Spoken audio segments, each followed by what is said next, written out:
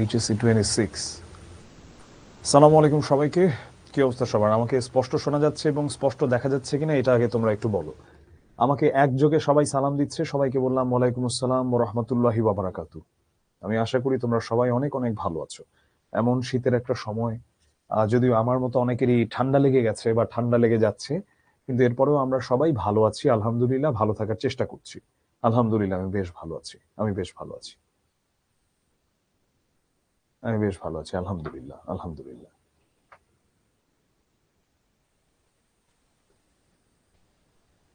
স্পষ্ট শোনা যাচ্ছে, শারীরিক মানসিকভাবে সবাই ভালো আছে, আমিও ভালো আছি। আচ্ছা, আমি আজকে একবার ভাবলাম যে ক্লাসটা শুরু করার আগে আমি তোমাদের ফেসবুক গ্রুপে একটা পোস্ট করি। কারণ ফেসবুক গ্রুপে পোস্ট করলে দেখা যায় অনেকে একটু জানতে পারে যে আজকে ক্লাসটা আছে বা আজকে ক্লাসটা আমি নিচ্ছি। তো এটা পোস্ট করি করি করে কেন যেন করা হয়ে উঠলো না। আমি নিজেও আসলে গিয়েছিলাম নিচে একটা কাজে, মানে অফিস থেকে একটু নিচে গিয়েছিলাম, পরে আর পোস্টটা করা হয়নি আর কি। আচ্ছা, গদ্য পাঠানোর সময় কঠিন লাইনের ব্যাখ্যা দেন। মাহমুদুল হক বোধহয় বোঝাতে চেয়েছে পড়ানোর সময়। অবশ্যই গদ্য পড়ানোর সময় আমি কঠিন লাইনের ব্যাখ্যা অবশ্যই দিব, অবশ্যই দিব। সাউন্ড কম, শেখ ইব্রাহিম বলল। আচ্ছা, অন্যরা কি সাউন্ড কম পাচ্ছ না বেশি পাচ্ছ আমাকে একটু জানাও তো। নয়ন দাসও বলল ভলিউম কম। আচ্ছা, সবাই একটু জানাও তো, ভলিউম কি ঠিক আছে নাকি ভলিউম ভুল, মানে ঠিক আছে নাকি ভলিউম ভলিউম কম, সাউন্ড কম? আচ্ছা, সবাই একই কথা বলতেছে, অনেকেই বলতেছে সাউন্ড কম। আচ্ছা, আবার অনেকেই বলছে ক্লিয়ার। আচ্ছা, যাদের সাউন্ডটা কম পাচ্ছ আমি তাদেরকে রিকোয়েস্ট করব তাদের ডিভাইসের ভলিউমটা একটু বাড়াতে। ডিভাইসের ভলিউমটা মানে সেটা তোমার মোবাইল হোক, কম্পিউটার হোক, ট্যাব হোক, ল্যাপটপ, মানে যেখানে তুমি থাকো না কেন, ডেস্কটপ হোক, ল্যাপটপ হোক, তুমি ভলিউমটা একটু বাড়াও, এটা আমি একটু রিকোয়েস্ট করবো। মাসি পিসি ক্লাস অ্যাপে মিসিং, এরকম তো হওয়ার কথা না। মাসি পিসি ক্লাস তো অ্যাপে মিসিং হওয়ার কথা না। এটা একটু কাইন্ডলি নোট করে রাখো তো, মাসি পিসি ক্লাসটা নাকি অ্যাপে মিসিং একজন বলতেছে। আমি তারপরে নোট করিয়ে রাখলাম সাদিকুর রহমান। অ্যাপে মিস হবার কোনো প্রশ্নই আসে না নর্মাল। থ্যাংক ইউ মাহতোপা জান্নাত। এনিওয়ে, আমরা এখন আজকে ক্লাসটা শুরু করে দিব, কিন্তু ক্লাসটা শুরু করব ছোট্ট একটা গল্প দিয়ে বা একটা ডেটা দিয়ে। আমি এখন ক্লাসটা শুরু করার আগে একটু রুলস অ্যান্ড রেগুলেশনস বলি, যেটা সবসময় বলি। খাতা কলম নিয়ে বসবা, নাম্বার 1। এবং আর 8-10টা অফলাইন ক্লাসের মতো অনলাইন ক্লাসটা করবা।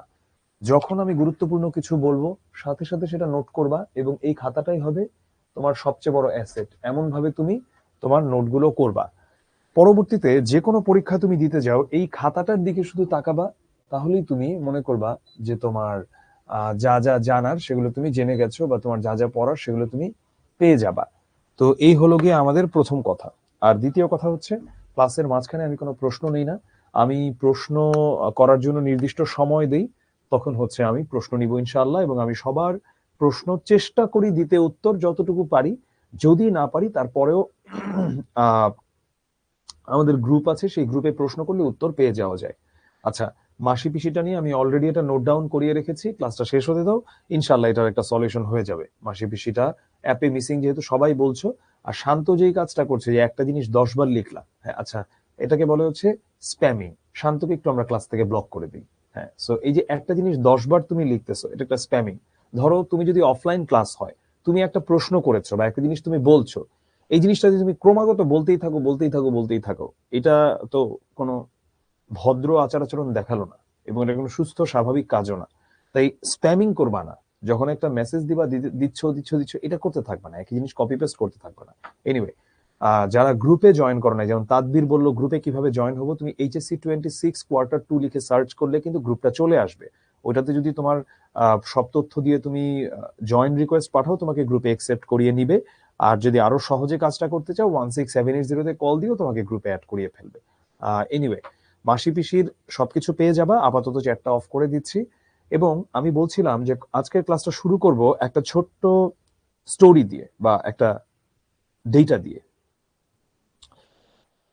ভাবো, তুমি একটা জায়গাতে দাঁড়িয়ে আছো, তোমার আশেপাশে গাছ আছে, ঘর বাড়ি আছে, অনেক কিছুই আছে, এবং তোমার আশেপাশে টোটাল ধরো 15-20 জন মানুষ আছে, যার মধ্যে তোমার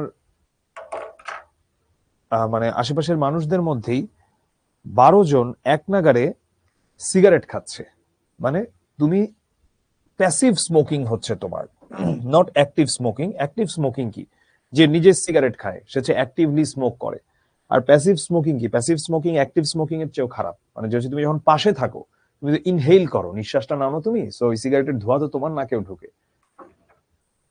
আমরা বর্তমানে স্পেশালি ঢাকা শহরে এবং আমাদের দেশের নানা আরো জেলা শহর কিছুতে এবং বিভাগীয় শহরগুলোতে, বাট স্পেসিফিক্যালি ঢাকা শহরে আমরা স্মরণকালের সবচেয়ে জঘন্য বায়ু দূষণের মধ্যে আছি।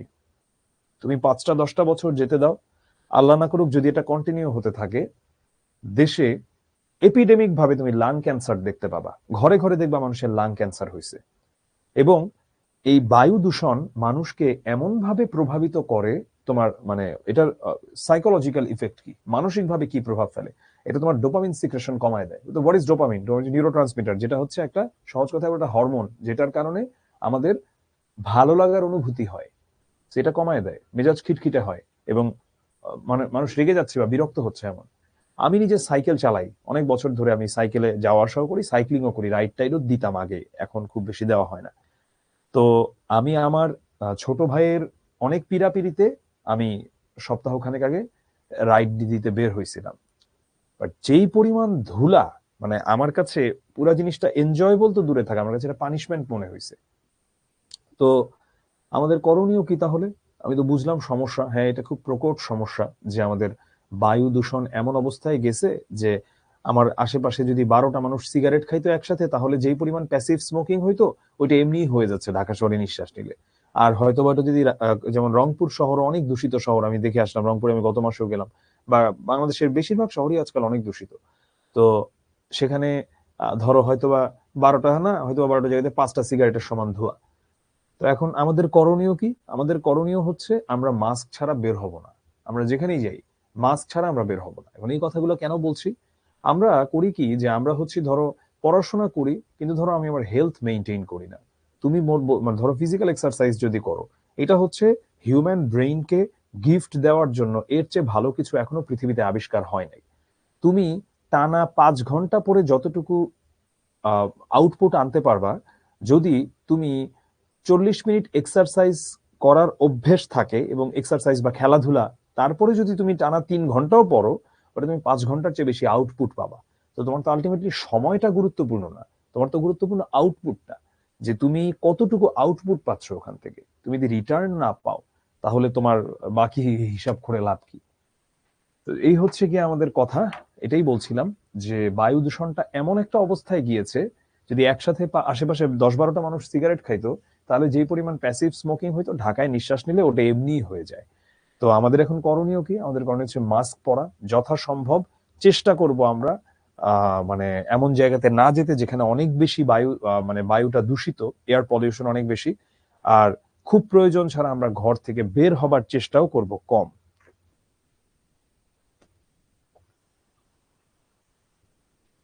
তো এই হচ্ছে আমাদের আজকে শুরুর কথা। কিন্তু আজকে আমরা যে কবিতাটা পড়তে যাচ্ছি, কবি জসিমউদ্দিনের, পল্লী কবি জসিমউদ্দিনের প্রতিদান, এই কবিতাটা কবি জসিমউদ্দিন মানুষের প্রকৃত অনুভূতি আসলে কেমন হওয়া উচিত এটা নিয়েই যেন বলেছেন। মানুষ খুব অদ্ভুত এক প্রাণী। দেখো, মানুষই যুদ্ধ করে আগুন জ্বালায়, মানুষই মেশায় বিষ ভাতের থালায়, মানুষই দাঁড়ায় পাশে সবকিছু ফেলে, জানতে কি পেরেছিল সিরিয়ার ছেলে।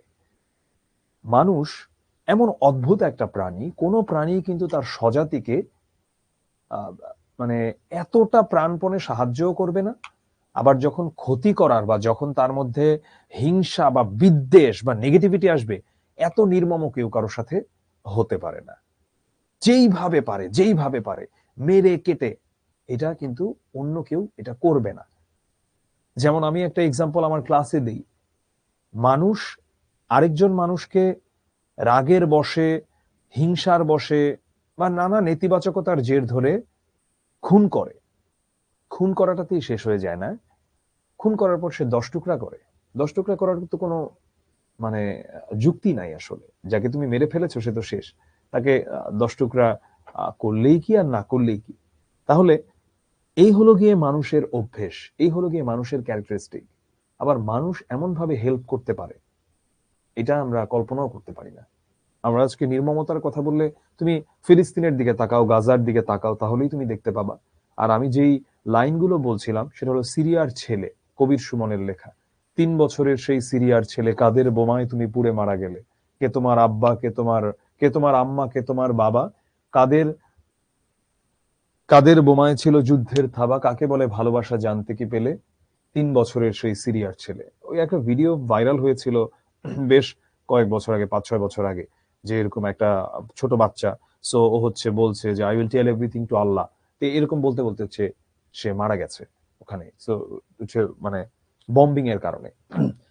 তো মানুষের প্রকৃত আচরণ আসলে কেমন হওয়া উচিত, কতটা বিনয়ের মতো হওয়া উচিত, সেটা নিয়েই এই কবিতাটা বলেছে। আচ্ছা, তোমাদের মেসেজ কিন্তু শুধু আমিই দেখতে পাচ্ছি, অন্য কেউ দেখতে পাচ্ছে না।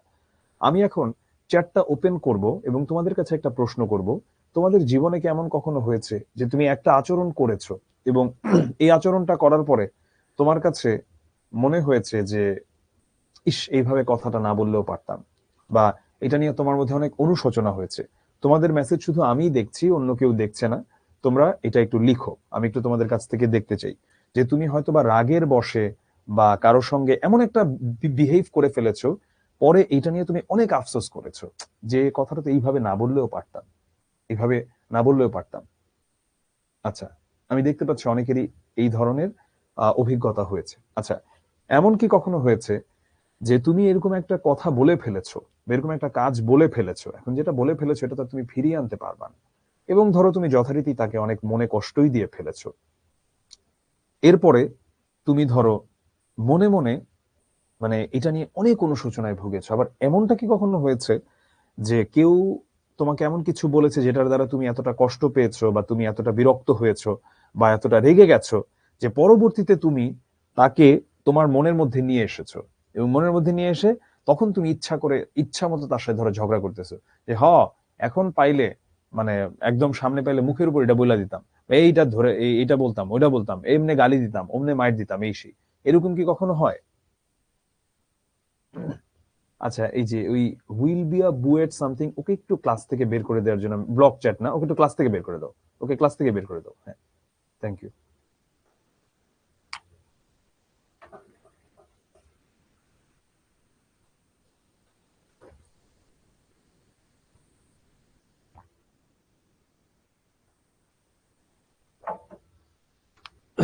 আচ্ছা, তো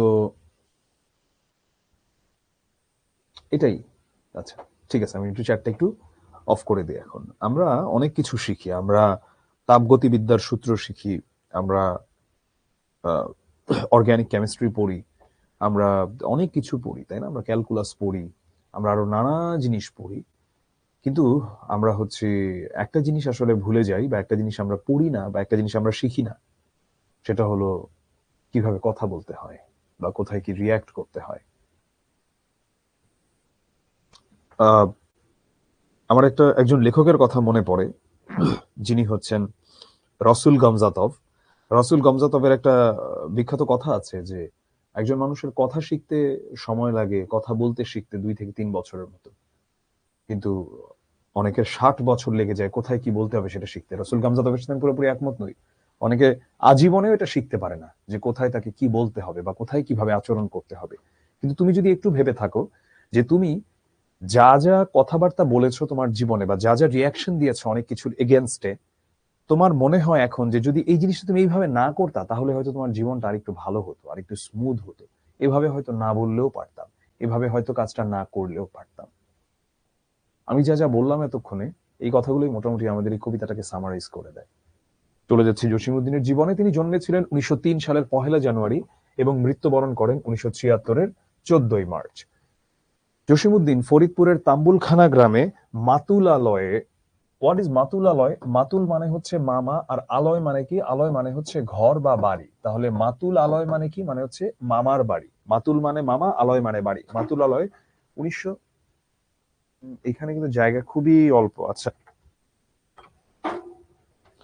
1903 সালের 1 জানুয়ারি তিনি জন্মগ্রহণ করেন। তার বাবার নাম আনসারউদ্দিন মোল্লা এবং মায়ের নাম আমিনা খাতুন। তার পৈতৃক নিবাস ফরিদপুরের গোবিন্দপুর গ্রামে।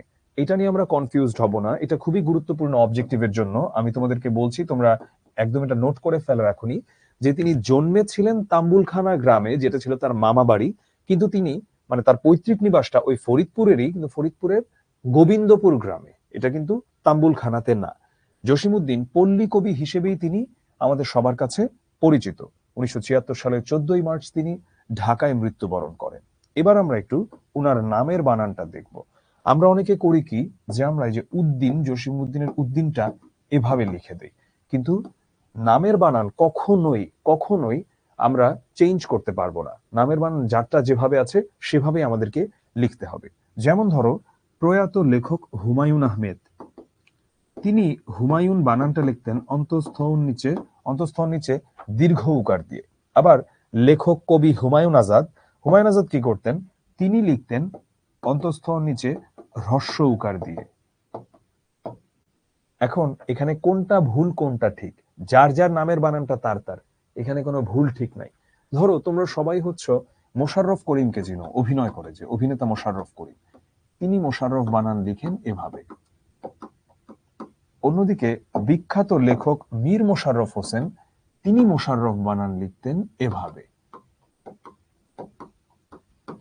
এখন তুমি কোনটা পিক করবা? অফকোর্স যেটা হচ্ছে তোমার যার নাম যেটা তুমি সেটাই পিক করবা, এটাই হলো আমাদের কথা।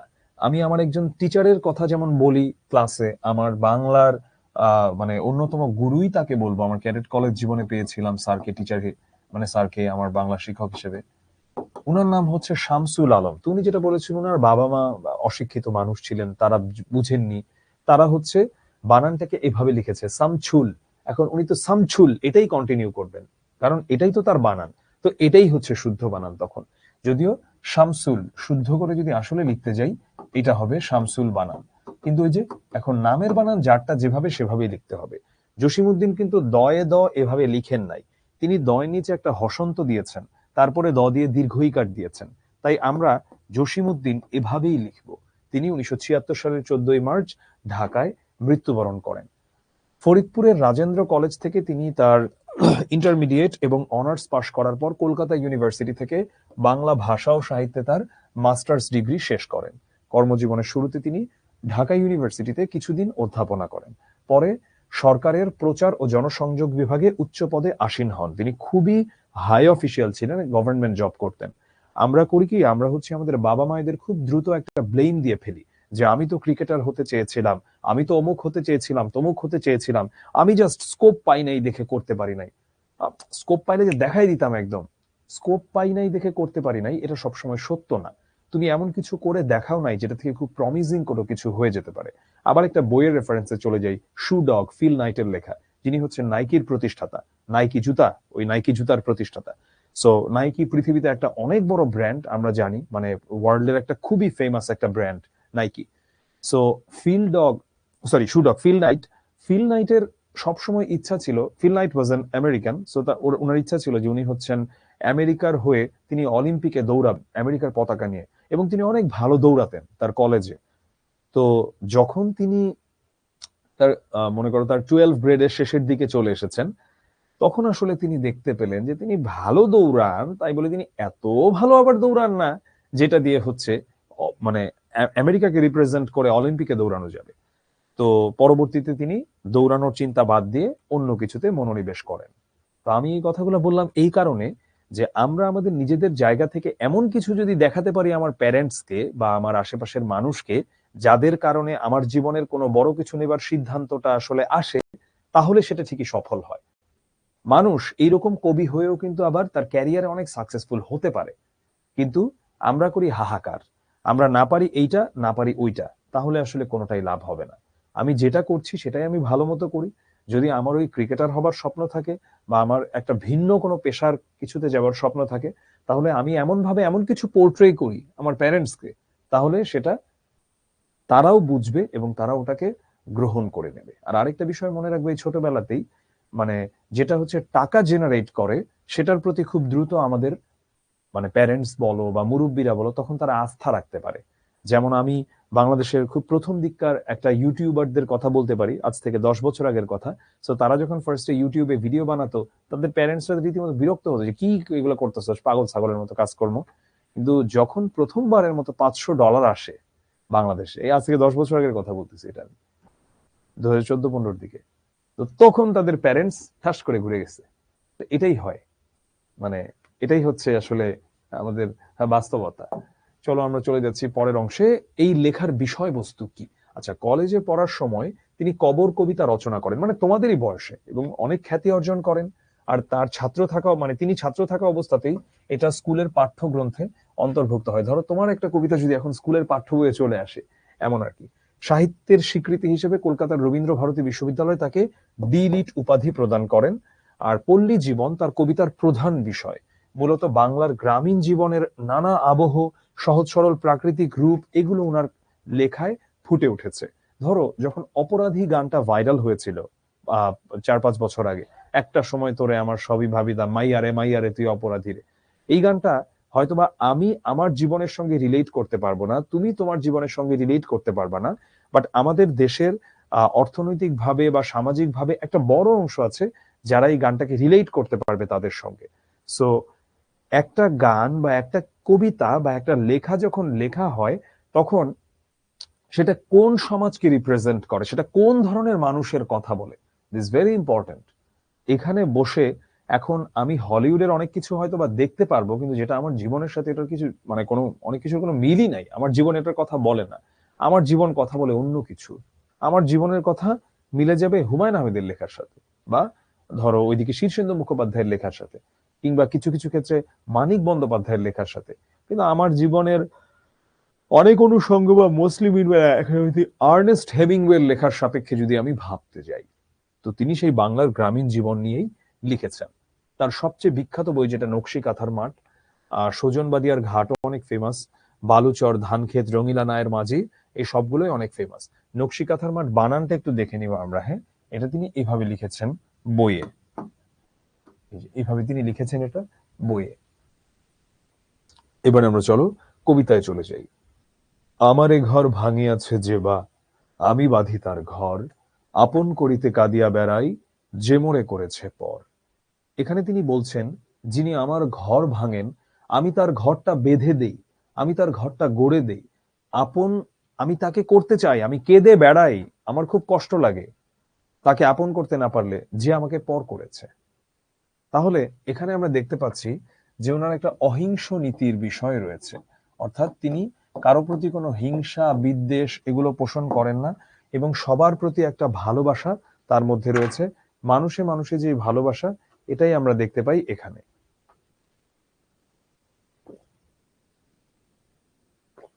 মানুষে মানুষে যে ভালোবাসা, এটাই আমরা দেখতে পাচ্ছি এখানে। যে মোরে করিল পথের বিরাগী, পথে পথে আমি ফিরি তার লাগি। যে আমাকে বৈরাগী করেছে, যার জন্য আমি, মানে যে আমাকে ধরো ঘর ছাড়া করেছে বা নানা রকম কষ্ট দিয়ে যে আমাকে আজ পথে পথে ঘুরিয়েছে বা পথে নামিয়েছে, আমি তার জন্য একটুও রেগে যাই না, বরং আমি তার জন্যই পথে পথে ঘুরি। আমি তার ভালোবাসা পেতে চাই, তাকে আমি ভালোবাসা দিতে চাই। আমার একটা স্যারের একটা স্টোরি আমার মনে পড়ছে এই মুহূর্তে। আহ, তিনি হচ্ছেন কণ্ঠশীলনের প্রতিষ্ঠাতা।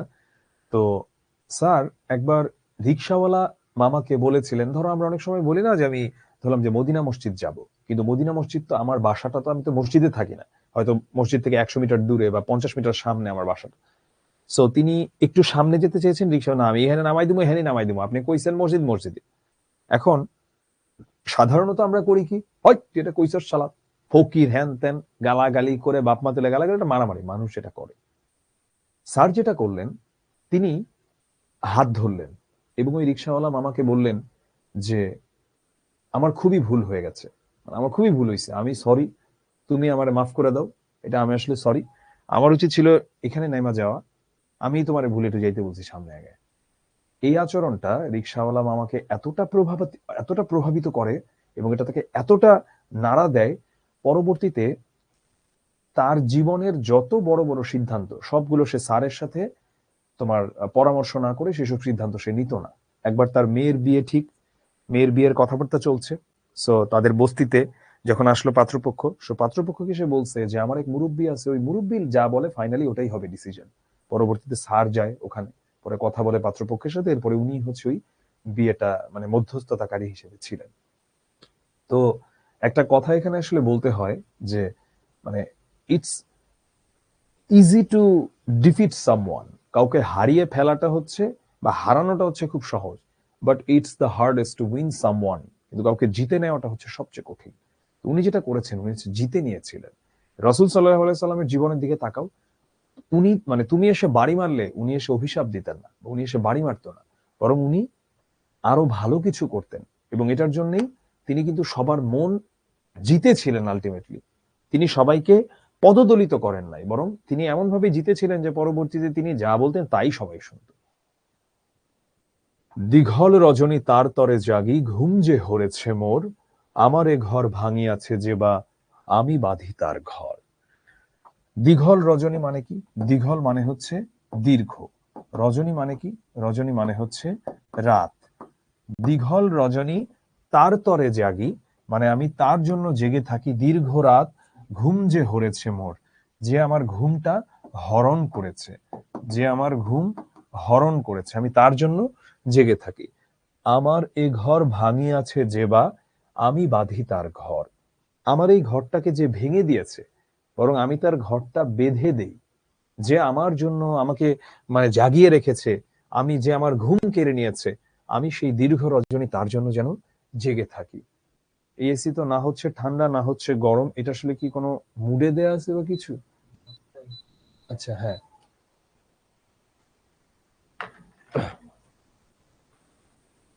আমার এ কুল ভাঙিয়াছে যে বা আমি তার কুল বাঁধি, যে গেছে বুকেতে আঘাত হানিয়া তার লাগি আমি কাঁদি।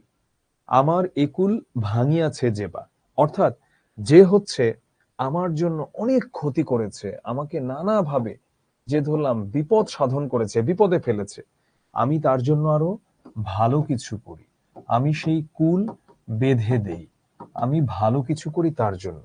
যে গেছে বুকেতে আঘাত হানিয়া তার লাগি আমি কাঁদি। যে আমার মনে কষ্ট দিয়ে গেছে, যে আমার বুকে কষ্ট দিয়ে গেছে, আমি তাকে তার মতো, আমি তো নিম্নমানের হতে পারি না, আমি তাকে কষ্ট দেই না, বরং তার জন্য আমার অন্তরের ভেতর একটু হলেও জ্বালা হয়, একটু হলেও কষ্ট হয় তার জন্য আমার। এটাই বলছেন কবি। যে মোরে দিয়েছে বিষে ভরা বান, আমি দেই তারে বুক ভরা গান। যে মোরে দিয়েছে বিষে ভরা বান, বান মানে হচ্ছে তীর। তো বিষে ভরা বান মানে এখানে মূলত বোঝানো হতে পারে অনেক কিছু। তার মধ্যে একটা জিনিস বোঝানো হতে পারে যে তাকে কষ্ট দিয়েছে, বা বোঝানো যেতে পারে যে এখানে তাকে অনেক কটু কথা শুনিয়েছে বা অনেক উল্টোপাল্টা কথা শুনিয়েছে। আমি দেই তারে বুক ভরা গান, এখানে গান হচ্ছে ভালো কিছুর প্রতীক। আমি তাকে আমার বুকের সকল ভালোবাসাটুকু যেন ঢেলে দেই তাকে। যে মোরে দিয়েছে বিষে ভরা বান, আমি দেই তারে বুক ভরা গান। কাঁটা পেয়ে তারে ফুল করি দান, সারাটি জনম ভর আপন করিতে কাঁদিয়া বেড়াই, যে মোরে করেছে পর। কাঁটা পেয়ে তারে ফুল করি দান, যে আমাকে কাঁটা দিল, মানে কাঁটার কষ্ট আমি পেলাম, কাঁটার ব্যথা, আমি তাকে কাঁটা দেই না, বরং আমি তাকে ফুল করি, ফুল দেই। সারাটি জনম ধরে আমি তাকে ফুল দেই, এবং সারাটি জনম ধরে আমি তাকে আপন করার জন্য আমি কেঁদে বেড়াই, যে আমাকে পর করেছে। মোর বুকে যে বা কবর বেঁধেছে, আমি তার বুক ভরি, রঙিন ফুলের সোহাগ জড়ানো ফুল মালঞ্চ ধরি। মোর বুকে যে বা কবর বেঁধেছে, যে আমার বুকে কবর বেঁধেছে, বা আমার বুকের মাঝে যে অনেক কষ্ট দিয়েছে, নানা রকম কষ্ট, সেটা হতে পারে পারিবারিক কষ্ট, সেটা হতে পারে দাম্পত্য কলহ, সেটা হতে পারে অনেক কিছু। আমি তার বুক ভরি, রঙিন ফুলের সোহাগ জড়ানো ফুল মালঞ্চ ধরি। মানে আমি তার এখানে, বরং ফুল মালঞ্চ মানে ফুলের বাগান বা ফুলের, মানে আমি আরো তার এই, মানে আমি তা, যে আমার বুকটা ভেঙে দিয়েছে কষ্টে, কিন্তু আমি তাকে যেন আরো ফুল, ভালো ভালো কিছু, সুন্দর কিছু, এগুলো যেন আমি তাকে দিই। যে মুখে সে কহে নিঠুরিয়া বাণী, আমি লয়ে করে তারই মুখখানি। মানে নিঠুরিয়া মানে নিষ্ঠুর, যেই মুখ দিয়ে সে নিষ্ঠুর নিষ্ঠুর কথা বলে, কিন্তু আমি কি করি, আমি কিন্তু সেই নিষ্ঠুর কথার নিষ্ঠুর উত্তর দেই না, আমি তার জবাবটাকে তার মতো দেই না, বরং আমি সেই উত্তরটাকে দেই ভালোবাসার সাথে, আমি সেই উত্তরটাকে দেই ইতিবাচকতার সাথে। যত নেতিবাচকতাই আমার দিকে ছুড়ে দেয়া হোক না কেন, আমি সেটাকে ইতিবাচক ভাবে নিয়ে নেই। কত ঠাঁই হতে কত কি যে আনি, সাজাই নিরন্তর আপন করিতে কাঁদিয়া বেড়াই, যে মোরে করেছে পর।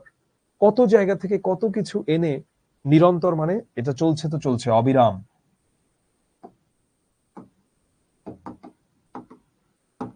কত জায়গা থেকে কত কিছু এনে যে আমি সাজাই, কি জন্য জানো? শুধু সেই মানুষটার জন্য যে আমাকে পর করেছে, আমি তাকে একটু আপন করে নেবার জন্য।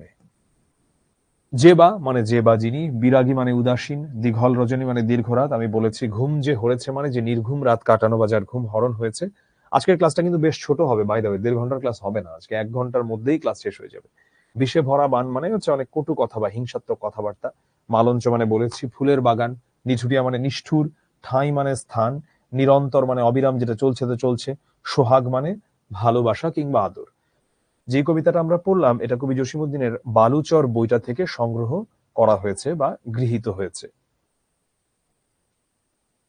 এই কবিতায় কবি ক্ষুদ্র স্বার্থকে বিসর্জন দিয়ে পরার্থপরতার মধ্যেই যে ব্যক্তির প্রকৃত সুখ ও জীবনের সার্থকতা নিহিত সেই বিষয়ে আলোকপাত করেছেন। আমরা দেখতে পাই এখানে যে নিজের ব্যক্তি স্বার্থের প্রতি এতটা গুরুত্ব না দিয়ে বরং অন্যের ভালো করার মধ্য দিয়েই যে আমাদের ভালো লাগে সেটাকেই তিনি বলেছেন। যেমন ধরো তোমার কাছে 5টা আপেল আছে, 5টা আপেল তো তুমি একা খেতে পারবে না।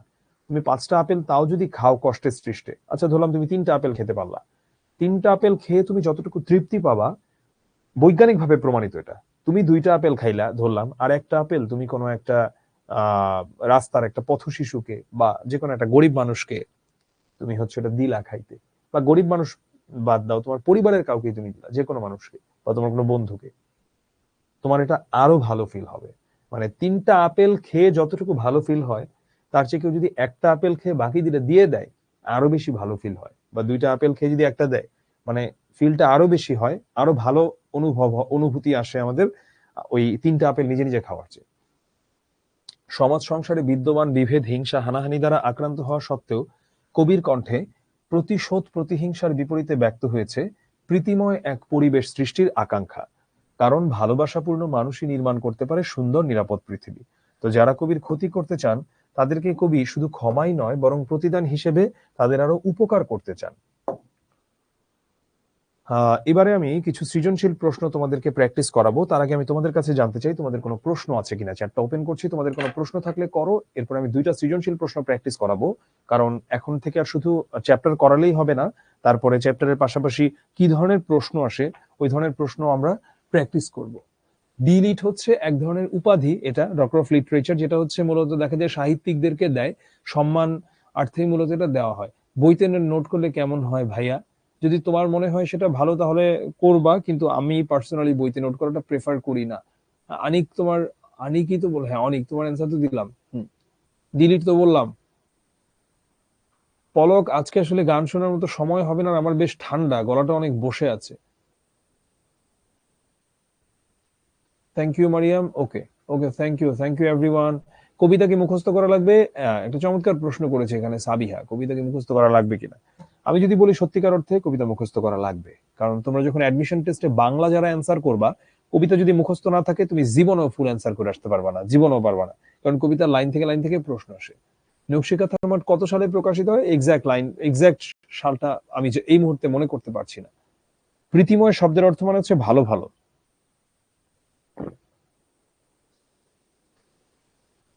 বিভাগী, বিভাগী, ঠিক আছে।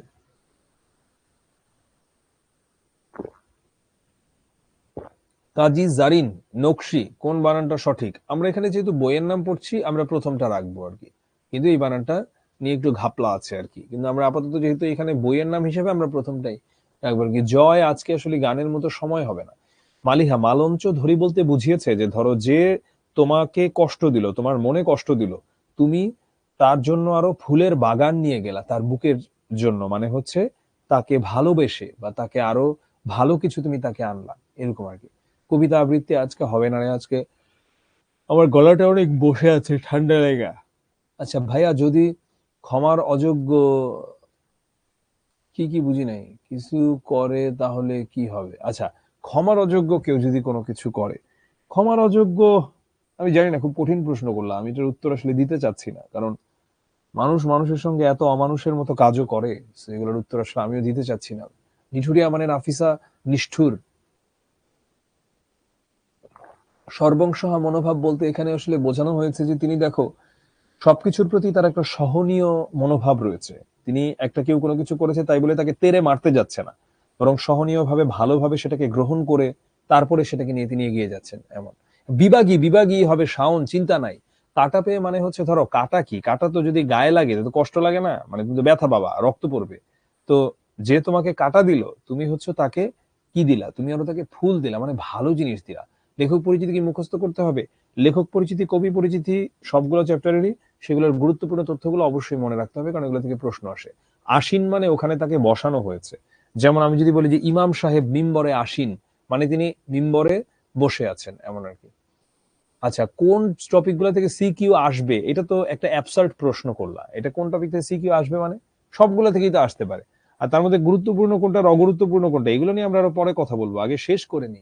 এখনই যদি সাজেশন নিয়ে আমরা কথা বলা শুরু করি তাইলে কেমনে হলো? আত্মগ্লানি মানে হচ্ছে নিজের গ্লানি বা নিজের বোঝা বয়ে বেড়ানোর মতো, এটাকে বলতে পারো আত্মগ্লানি। আচ্ছা, দোয়া থাকলো কার জন্য পরীক্ষা। কোনো কাজ বারবার করে যদি কেউ ক্ষমা চায় তাহলে তো ক্ষমা করা উচিত। প্রীতিময় মানে কি, মানে ভালো কিছু আর কি। আচ্ছা, কবিতার মূল ভাব হচ্ছে যে মানুষ আমাদের প্রতি যতই খারাপ করুক না কেন, আমরা তাকে ক্ষমা করে দেওয়ার চেষ্টা করব, কারণ ক্ষমাই মহৎ গুণ। আর আমরা শুধু ক্ষমা করেই ক্ষান্ত হব না, আমরা পাশাপাশি তার উপকারও করার চেষ্টা করব। অন্যথায় তোমার সঙ্গে সেই খারাপ মানুষটার পার্থক্যটা থাকলো কোথায়, এরকম। কিন্তু এরপরেও বাস্তব সত্য হচ্ছে জীবনের সব জায়গাতে আসলে আমরা চাইলেও পারি না ক্ষমা করতে। যেমন ধরো, বিগত স্বৈরাচারী সরকার যা করেছে, তুমি কি তাকে ক্ষমা করে দিতে পারবা? এত স্টুডেন্টকে মারছে, তুমি কেমনে ক্ষমা করবে তাকে? তাকে তো ক্ষমা করা যাবে না। নিঠুরিয়া মানে নিষ্ঠুর। মোসাম্মদ নূর আমি লয়ে করি, ওখানে আসলে মূলত বোঝানো হয়েছে যে আমাকে যে কষ্ট দিয়েছে, আমি তার মুখটা নিয়ে বা তাকে নিয়ে আমি সেই কষ্টটা দেই না, বরং তাকে আমি আরো ভালোবাসার বা একটা বন্ধনের, একটা হৃদ্যতার, একটা ইতিবাচকতার সম্পর্ক তার সঙ্গে আমি গড়তে যাই। নিরন্তর মানে যেটা চলছে তো চলছে। কিছু উপন্যাস সাজেস্ট করেন, বাদশা নামদার পড়ো, হুমায়ুন আহমেদের। প্রতিদিন কবিতাটা সিকিউর জন্য কেমন গুরুত্বপূর্ণ? খুবই গুরুত্বপূর্ণ। জসিমউদ্দিন, কাজী নজরুল, রবীন্দ্রনাথ, এগুলো থেকে প্রশ্ন আসা খুবই কমন, সো খুবই গুরুত্বপূর্ণ। ওকে, আমরা চলে যাচ্ছি এখন আমাদের সিকিউ প্র্যাকটিসে। চ্যাটটা অফ করে দাও। আমি আর কারো কাছ থেকে ইউনিক প্রশ্ন পাচ্ছি না, এগুলো সব রিপিটেটিভ প্রশ্ন। বান মানে হচ্ছে তীর। হ্যাঁ, আর এরপরে কোনো প্রশ্ন থেকে থাকলে তোমরা তো আমাদের গ্রুপে করো। আচ্ছা, এবারে আমি দেখছি আমরা যে এখানে একটা উদ্দীপক, যে পথে গিয়েছে তারা কালিদাস, দান্তে ও হোমার, বুঝতে পারছি বিখ্যাত মানুষদের কথা বলছে, অজেয় রবীন্দ্রনাথ, বেদব্যাস, খোয়াম হাফিজ, সুকান্ত মিল্টন, শেলি অকাতরে ঢেলে মনসিজ, সেই পথে পথে গেছে সেও, এই শান্তি আমার তোমার। হে মন, প্রফুল্ল হও, শোনো তার মৃত্যুহীন গান, মানুষ সকল সত্য, এই সত্যে আমি অনির্বাণ। নিরন্তর শব্দের অর্থ কি? দেখো আমরা কিভাবে অ্যান্সার করব। ক, নিরন্তর শব্দের অর্থ অবিরাম। আমরা জাস্ট একটা লাইনে ক অ্যান্সার করব। যে কবির ঘর ভেঙেছে, কবি তার ঘর বাঁধতে চান কেন? আচ্ছা, এটা তো আমরা জানি, না জানলে আবারও বলছি। ক আর খ এর সাথে কিন্তু উদ্দীপকের কোনো সম্পর্ক নাই। ক হচ্ছে জ্ঞানমূলক, আর খ কি? খ হচ্ছে অনুধাবনমূলক। এগুলো সরাসরি যেই মূল পাঠটা আছে সেই মূল পাঠ থেকে অ্যান্সার করতে হয়, এখানে কোনো উদ্দীপকের সাথে সম্পর্ক নাই।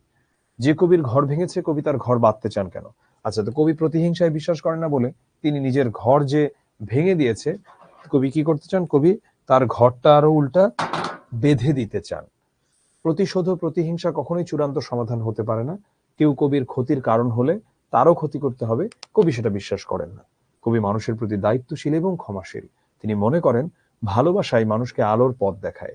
তাই কেউ কবির ঘর ভেঙে দিলেও কবি সেই অনিষ্টকারীর জন্য বা ক্ষতি করেছে যে, তার জন্য ঘর তৈরি করতে চেয়েছেন। আমরা অনুধাবনমূলক লিখবো কতটুকু? অনুধাবনমূলক আমরা লিখবো আধা পৃষ্ঠা সর্বোচ্চ, যদি তোমার হাতের লেখা বাচ্চাদের মতো অনেক বড় বড় না হয় বা অনেক ফাঁকা ফাঁকা দিয়ে না লেখো, আধা পৃষ্ঠা লিখবা, দ্যাটস ইট। হাতের লেখা হাতের লেখা নিয়ে কি টাইম দিব? কিন্তু না, হাতের লেখা নিয়ে কোনো টাইম দিবা না। এইচএসসি তে তোমার এখন আর টাইম নেই হাতের লেখা ইমপ্রুভ করার। এইসব ফাইজলামি করতে যায় এখন তুমি তোমার নিজের পড়াশোনা হারায় ফেলো না। হাতের লেখার উপর কি মার্কিং হবে? না, হাতের লেখার উপর মার্কিং হবে না। ভালো ইমপ্রেশন দাঁড়ায়, ঠিক আছে, কিন্তু সৃজনশীল যদি কেউ স্ট্রাকচার মেনটেন করে ঠিক মতো লিখতে পারে, ফুল মার্কস চলে আসবে ইনশাল্লাহ।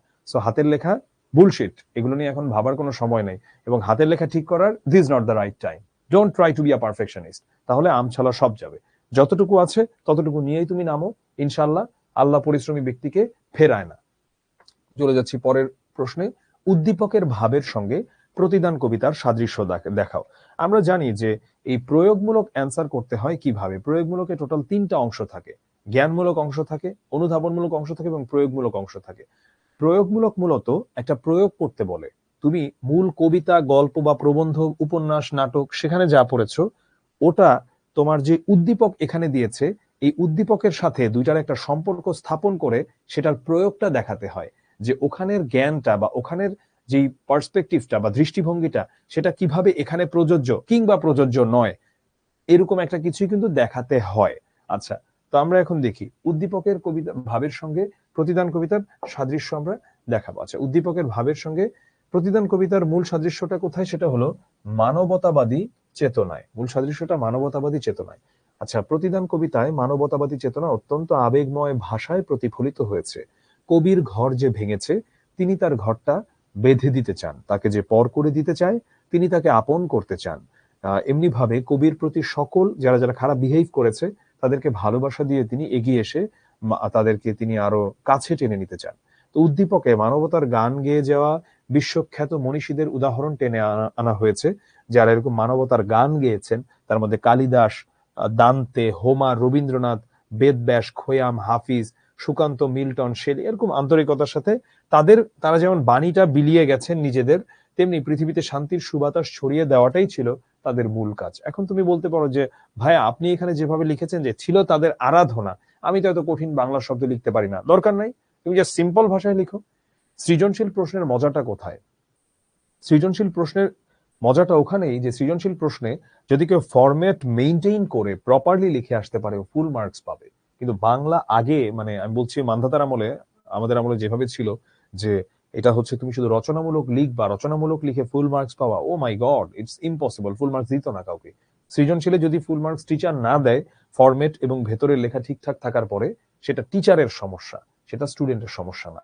পৃষ্ঠাগুনে কি নম্বর দেয়? না, পৃষ্ঠাগুনে নম্বর দেয় না। যারা এগুলো বলে পাগল ছাগল কথাবার্তা বলে। আচ্ছা, এবারে আসি সৃজনশীলে আমার ফরম্যাট কতটা গুরুত্বপূর্ণ আর ভেতরের কন্টেন্ট বা লেখাটা কতটা গুরুত্বপূর্ণ। ফরম্যাটটা বেশি গুরুত্বপূর্ণ।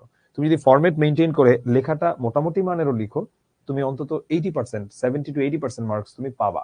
কিন্তু যদি তুমি ভেতরের লেখাটা খুব সুন্দর লেখো কিন্তু কোনো ফরম্যাট মেইনটেইন করো নাই, সরি, তুমি ভালো মার্কস পাবা না। আর বোর্ডে খাতা কিন্তু যথেষ্ট শিথিলতার সঙ্গে দেখা হয়। যদিও তোমাদের বোর্ড এক্সাম এখনো অনেক দূরে, তারপরে আমি বলছি, তাই এটা মাথায় রাখবা অলওয়েজ, যে বোর্ডে খাতাটা যথেষ্ট শিথিলতার সঙ্গে দেখা হবে। তুমি যেভাবে যেভাবে বুঝো সেভাবে সেভাবে যদি তুমি দিতে পারো, ইনশাল্লাহ তুমি কোনো টেনশন করা লাগবে না তোমার, ইনশাল্লাহ এভরিথিং উইল বি ফাইন। একইভাবে প্রতিদান কবিতা পাঠেও আমরা উদ্দীপকে উল্লিখিত মানবতাবাদী মনীষীদের মহামানসের পরিচয় পাই। শত্রুকে শত্রুতার বিনিময়ে ক্ষমা ও প্রীতির বন্ধনে আবদ্ধ করতে চাওয়ায় এই মনোভাবটা আমরা স্পষ্ট দেখতে পাই। এখন আমরা এই মনোভাবটা কিভাবে স্পষ্ট দেখতে পাচ্ছি? আমার এখানে প্রতিদান কবিতায় আমি দেখেছি যে তিনি শত্রুকে ক্ষমা করে তার জন্য ভালো কিছু করতে চান। আমি উদ্দীপকে দেখছি এখানে পৃথিবীর বিখ্যাত কিছু কবি সাহিত্যিকদের কথা বলা হচ্ছে, যারা নানা রকম মানবতাবাদী বিষয়াদির কথা বলেছেন, যেটা উদ্দীপকেই উল্লেখ আছে। তুমি বলতে পারো যে আমি তো বেদব্যাসকে চিনি না, আমি দান্তেকে চিনি না, আমি হোমারকে চিনি না। কোনো দরকার নাই তাদেরকে চেনার। উদ্দীপকে যা দিয়েছে সেখান থেকে তুমি উত্তর করে দিবা। এবং এবং আরো একটা গুরুত্বপূর্ণ বিষয়, এইসব ভুল এখনো করে স্টুডেন্টরা, যে উদ্দীপকের একটা বিষয় সম্পর্কে সে হয়তো এক্সট্রা কোনো তথ্য জানে। ধরো ওখানে যেমন ধরলাম যে বেদব্যাসের নাম দিয়েছে, ধরলাম তুমি বেদব্যাস নিয়ে অনেক ইনফরমেশন জানো, কিংবা তুমি দান্তেকে নিয়ে অনেক কিছু জানো, তুমি ওইসব তথ্য এখানে জুড়ে দিলা। জিরো। জিরো হয়তো লিটারালি না দিলেও তোমার শতভাগ নিশ্চিত তোমার মার্কস কাটা যাবে। উদ্দীপকে যা আছে অতটুকুর সাপেক্ষে আমাদেরকে লিখতে হবে। আর আমাদের এখানে এই সৃজনশীল প্রশ্ন আজকে এত বছর হয়ে গেল, কিন্তু শিক্ষার্থীদের একাংশই সৃজনশীল প্রশ্ন ঠিকভাবে উত্তর করতে পারে। বেশিরভাগ শিক্ষার্থী বা শিক্ষার্থীদের একটা বড় অংশই অন্তত বাংলা সৃজনশীল ঠিক মতো লিখতে পারে না। কিন্তু এটা কিন্তু অনেক সহজ। সৃজনশীলের কারণে কিন্তু পড়া কমে গেছে। আগে যতটা মুখস্থ করা লাগতো না, এতটা মুখস্থ করা লাগে না। জিনিসটা বুঝলে বানায় বানায় বানায় বানায় অনেক কিছু লেখা যায় এবং ওভাবে ফুল মার্কস পাওয়া সম্ভব। এবং তুমি যে বানায় বানায় লেখো এটাই এক্সপেক্ট করে, কারণ তাতে তোমার ফ্রি হ্যান্ড রাইটিং বা তোমার লেখার মানে ক্ষমতা, তোমার সৃজনশীলতার ক্ষমতা বৃদ্ধি পাচ্ছে। তুমি মুখস্থ করে লিখলে তোমার মুখস্থের ক্ষমতা বৃদ্ধি পাবে। উদ্দীপকের ভাবের সঙ্গে প্রতিদান কবিতার সাদৃশ্য দেখাও। শাশ্বত মানবতাবোধের চেতনা সমৃদ্ধ বক্তব্য প্রকাশিত হওয়ায় আলোচ্য মন্তব্যটি যথার্থ। আচ্ছা, তো প্রতিদান কবিতায় শাশ্বত মানবতাবোধের চেতনা প্রকাশিত হয়েছে। কবিতার ক্ষতি সাধনে যারা মানে প্রবৃত্ত সেসব মানুষকে ক্ষমা ও ভালোবাসার বন্ধনে তিনি আবদ্ধ করতে চান। তার ঘর যে ভেঙে দিয়েছে তিনি উল্টো তার ঘরটা বেঁধে দিতে চান। এমনি ভাবে সকল শত্রুতার জবাব তিনি মিত্রতার মাধ্যমে দিতে চান। আচ্ছা, তো আমরা দেখতে পাচ্ছি, আমরা দেখি যে কিভাবে অ্যান্সার করতে হয়। উচ্চতর দক্ষতা, দেখো উচ্চতর দক্ষতাতে 4টা পার্ট থাকে টোটাল। ফার্স্টে একটা জ্ঞানমূলক তথ্য দিতে হয়, এরপরে অনুধাবনমূলক কথা বলতে হয়, এরপর একটা প্রয়োগমূলক অংশ দিতে হয়, এরপরে উচ্চতর দক্ষতা দিতে হয়। উচ্চতর দক্ষতাতে আসলে কি চায়, তোমার কাছ থেকে এমন একটা ফিডব্যাক চায় যে তুমি কি এটার সাথে একমত নাকি তুমি একমত না, তুমি কি এটা সমর্থন করো নাকি সমর্থন করো না। এই যে উক্তিটা দিয়েছে, তোমার কি মনে হয় এটা কি পুরো কবিতাটাকে বা পুরো গল্পটাকে প্রতিফলন করে নাকি করে না? এখন তুমি ওখানে খালি হ্যাঁ না বললে তো, হ্যাঁ না তো বলবা ঠিক আছে, বাট সিদ্ধান্ত দেবার আগে তোমার ওখানে একটা লজিক্যাল গ্রাউন্ড ক্রিয়েট করতে হয়। জাস্ট লাইক এই উদ্দীপকের মানে সাথে মূল ইয়ার মানে যেই মানে মূল কবিতার বা গল্পের যেই সম্পর্কটা স্থাপন করতে হয়, বলতে পারো একটা কোর্টে যেভাবে একজন অ্যাডভোকেট যখন তার যে তার পক্ষের যে আসামি তাকে নিয়ে যখন কথা বলে যে তুমি একটা জিনিসকে প্রমাণ করবা, প্রমাণ করার জন্য তোমার অনেক অনেক এভিডেন্স আনা লাগবে, এক্সাম্পল দেওয়া লাগবে। এখানে তো অনেক এভিডেন্স আনা লাগে না, এখানে একটা এভিডেন্স আনলেই হয়। সো আমরা দেখতেছি এখানে উদ্দীপকে মানবতাবাদী মনীষীগণের কথা বলা হয়েছে মূলত শান্তি প্রতিষ্ঠা ও মানবতার চেতনা বিবৃত করার লক্ষ্যে। কালিদাস, দান্তে, রোমান, আচ্ছা নামগুলো গেল, তারা বিশ্বে শান্তি প্রতিষ্ঠার দর্শন দিয়ে গেছেন, মানে ফিলোসফি। তারা চেয়েছেন শান্তি এবং স্বস্তিময় একটা মানবতাবাদী বিশ্ব। তো উদ্দীপকের এই বিষয়টি আমরা প্রতিদান কবিতায়ও দেখতে পাই। কবি শান্তি ও মানবতা প্রতিষ্ঠায় মানে মিত্র নয় শুধু, শত্রুকেও তিনি কাছে টেনে নিয়ে এবং তার উপকার তিনি করতে চান।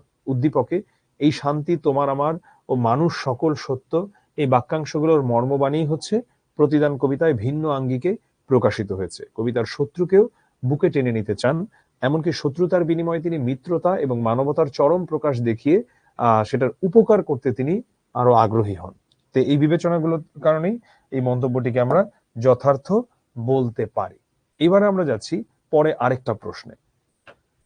নদী কভু পান নাহি করে নিজ জল, তরুগণ নাহি খায় নিজ নিজ ফল। এটাই লাস্ট প্রশ্ন বাই দা ওয়ে, এটার পরে কিন্তু ছুটি, তো সবাই থাকো, চলে যেও না। গাভী কভু না করে নিজ দুগ্ধ পান, কাষ্ঠ দগ্ধ হয়ে করে পরে অন্নদান। স্বর্ণ করে নিজ রূপে অপরে শোভিত, বংশী করে নিজ স্বরে অপরে মোহিত, মানে বাঁশি নিজের স্বর দিয়ে অন্যকে মোহিত করে। শস্য জন্মাইয়া নাহি খায় জল ধরে, সাধুর ঐশ্বর্য শুধু পরহিত তরে। আচ্ছা, নকশিকাথার মাঠ কি ধরনের রচনা? এটার সাথে কোনো সম্পর্ক আছে উদ্দীপকের? নাই, কজ এটা জ্ঞানমূলক, এটা একটা কাব্যগ্রন্থ। এরপরে কি, কাটা পেয়ে তারে ফুল করি দান, সারাটি জনমভর ব্যাখ্যা করো। কোনো সম্পর্ক আছে এটার সঙ্গে উদ্দীপকের? নাই, এটা হচ্ছে একটা অনুধাবনমূলক। কবির যারা ক্ষতি করেন, কবি তাদেরকে বলছেন কাটার বিনিময়ে তিনি ফুল দান করবেন। যখনই আমি লাইনটা এভাবে লিখলাম, আমার জ্ঞানমূলকের 1 নম্বর চলে আসলো। এবারে বাকি হচ্ছে আমি অনুধাবনমূলকের 1 নম্বর লিখব। কবি বিশ্বাস করেন যিনি ক্ষতি করেন তাকে শুধু ক্ষমা করেই নয়, বরং প্রতিদান হিসেবে তার উপকার করার মাধ্যমে পৃথিবীকে সুন্দর করা সম্ভব।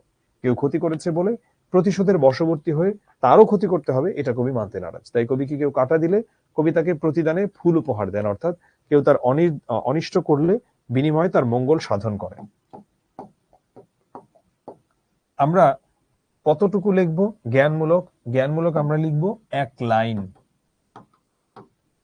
কতটুকু আমরা লিখবো অনুধাবনমূলক? অনুধাবনমূলক আমরা লিখবো আধা পৃষ্ঠা। আচ্ছা, মানে আধা পৃষ্ঠা মানে আবার যে এপিটোপিট ভাইবো না, মানে ধরো একটা পাতা, ওই জাস্ট অর্ধেক, এটাই। এবার আসে আমরা প্রয়োগমূলকে। প্রয়োগমূলক আমরা কতটুকু লিখবো? প্রয়োগমূলক আমরা লিখবো 1 পৃষ্ঠা। চলো প্রয়োগমূলকটা দেখি। উদ্দীপকে প্রতিদান কবিতার যে দিকটি প্রকাশিত হয়েছে সেটা ব্যাখ্যা করো। এটা অনেক সহজ আর কি, জাস্ট ব্যাখ্যা করতে দিয়েছে। হ্যাঁ, উদ্দীপকে প্রতিদান কবিতার পরার্থে আত্মনিবেদনের দিকটি প্রকাশিত হয়েছে, বুঝলাম। প্রতিদান কবিতায় কবি নিজের ক্ষুদ্র স্বার্থ পরিহার করে অপরের কল্যাণে আত্মনিবেদন করেছেন। তিনি অনিষ্টকারীকে কেবল ক্ষমা করেই ক্ষান্ত হননি, বরং তার উপকার করতে চেয়েছেন। কবি মনে করেন প্রতিশোধ প্রতিহিংসার বিপরীতে ভালোবাসাই পারে পৃথিবীকে সুন্দর ও নিরাপদ করতে, আর তাই তিনি তার শত্রুর প্রতি ভালোবাসার হাত বাড়িয়ে দিয়েছেন। উদ্দীপকে পরার্থপরতার বিভিন্ন প্রাকৃতিক অনুষঙ্গ তুলে ধরা হয়েছে। উদ্দীপকের কবিতাংশে কবি দেখাতে চেয়েছেন যে প্রকৃতি সবসময় নিজেকে বিলিয়ে দিয়ে অন্যের উপকার করে। নদী, তরু, গাভী, স্বর্ণ, শস্য প্রভৃতি অন্যের জন্য কোনো স্বার্থ ছাড়াই নিজেদের উৎসর্গ করে চলেছে। তার মতে সাধুর ঐশ্বর্য কেবল পরের কল্যাণে আত্মনিবেদনেই নিবেদিত।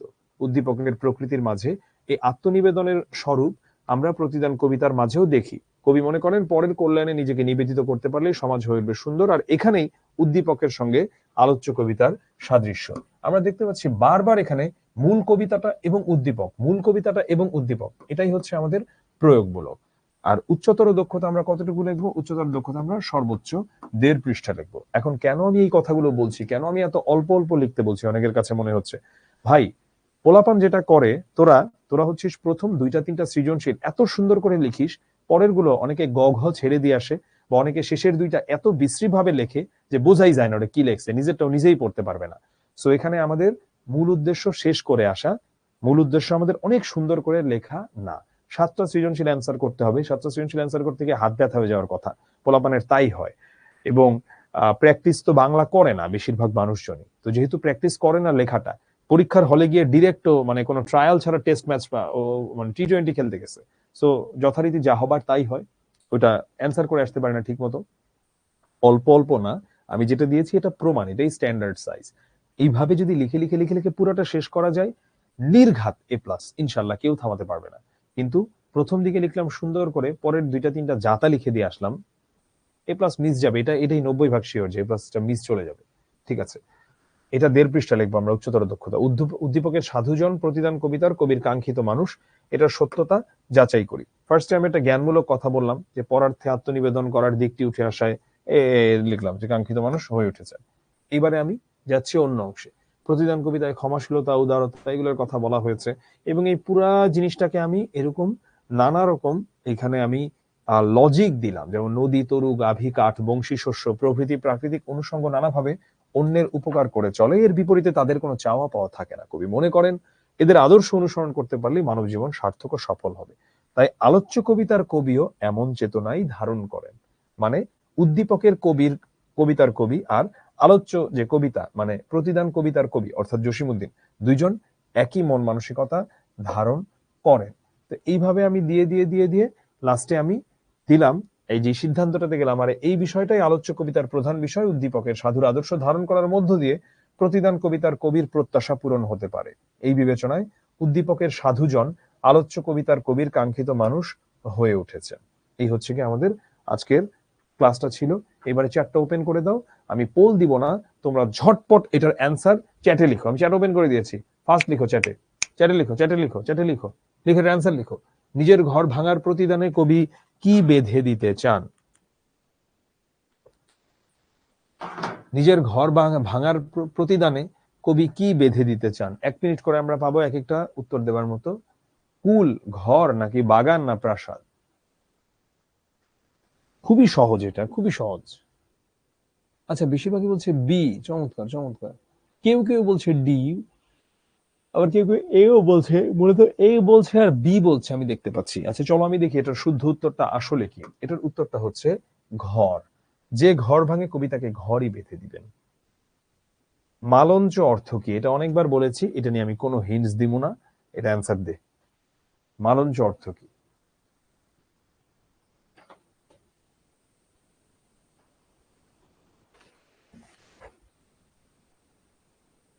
সাবাস সাবাস সাবাস, এই তো বেশিরভাগ পোলাপানি পারতেছে। আচ্ছা মালঞ্চ মানে কিন্তু ফুল না, বাই দা ওয়ে। ঠিক আছে, মালঞ্চ মানে ফুলের মালা তো না, প্রশ্নটা মাঠ তো না, মঞ্চ না, তাহলে একটাই অপশন থাকে, সেটা হলো ফুলের বাগান। এটাই হলো মালঞ্চের অর্থ। এবারে যাচ্ছি পরের প্রশ্নে। ব্যক্তির প্রকৃত সুখ ও জীবনের সার্থকতা নিহিত রয়েছে কিসে? প্রতিহিংসায়, দয়ায়, আত্মপ্রতিষ্ঠায়, নাকি পরার্থপরতায়? এটা সরাসরি একটা লাইন যেটা লেখক পরিচিতি, সরি, পাঠ পরিচিতিতে আছে।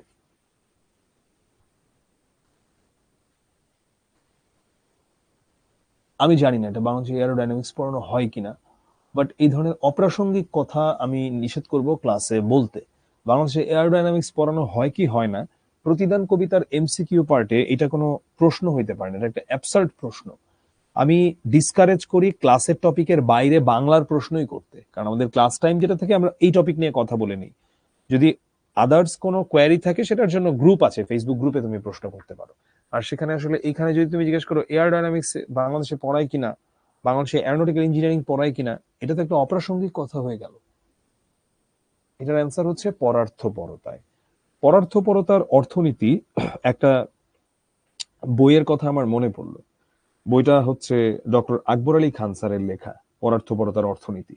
আকবর আলী খান স্যারের মতো জ্ঞানী মানুষ আমাদের দেশে দ্বিতীয়টি খুঁজে পাওয়া কঠিন ছিল। আমি অত্যন্ত ভাগ্যবান যে আমি ওনাকে সরাসরি আমার শিক্ষক হিসেবে পেয়েছি। যখন 1/11 পরে তত্ত্বাবধায়ক সরকার হয়, সেখানে কিন্তু তিনি অর্থ মন্ত্রণালয়ের দায়িত্বে ছিলেন এবং অত্যন্ত সফল একজন অর্থনীতিবিদ বাংলাদেশের।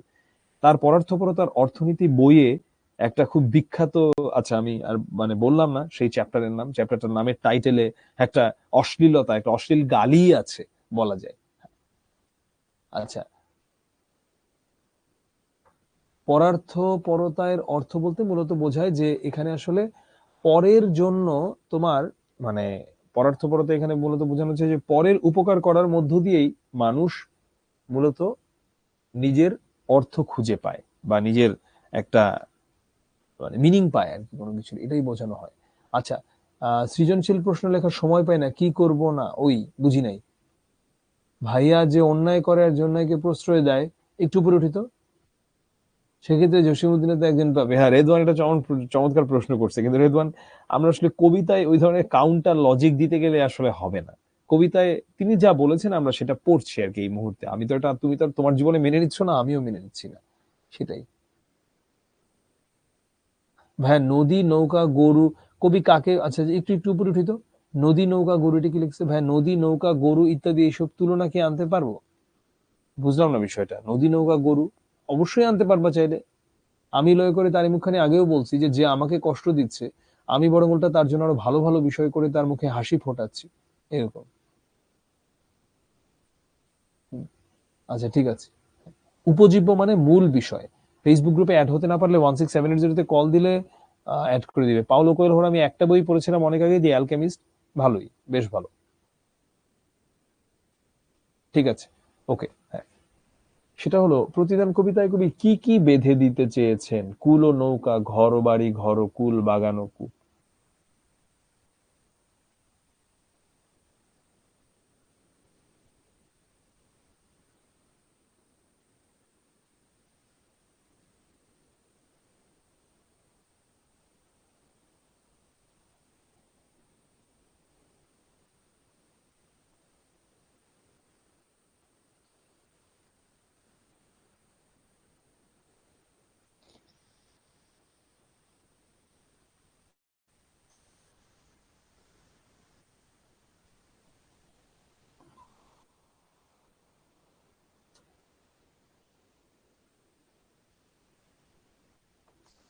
তিনি ঘর ও কুল বেঁধে দিতে চেয়েছেন, এটা হচ্ছে অ্যান্সার।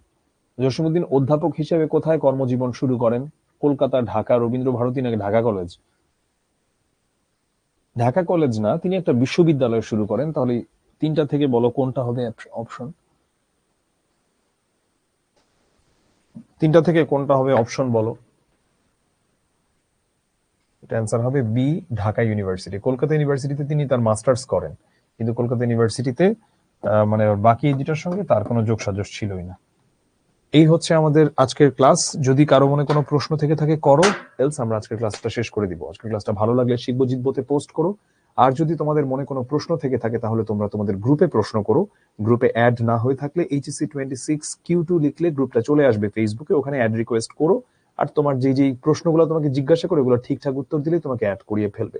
এরপরেও যদি তোমার অ্যাড না হয় বা অ্যাড করতে সমস্যা হয়, তাহলে আমি বলবো যে তুমি হচ্ছে 16780-তে কল দিও, ইনশাল্লাহ তোমাকে অ্যাড করিয়ে ফেলবে। এনিওয়ে, আমি আর দেখতে পাচ্ছি এই মুহূর্তে তেমন কোনো তোমার ভ্যালিড কোয়েশ্চেন নাই। যদি কোনো প্রশ্ন এর পরেও থেকে গ্রুপটাতে প্লিজ করো। তোমাদের সঙ্গে আবার দেখা হবে।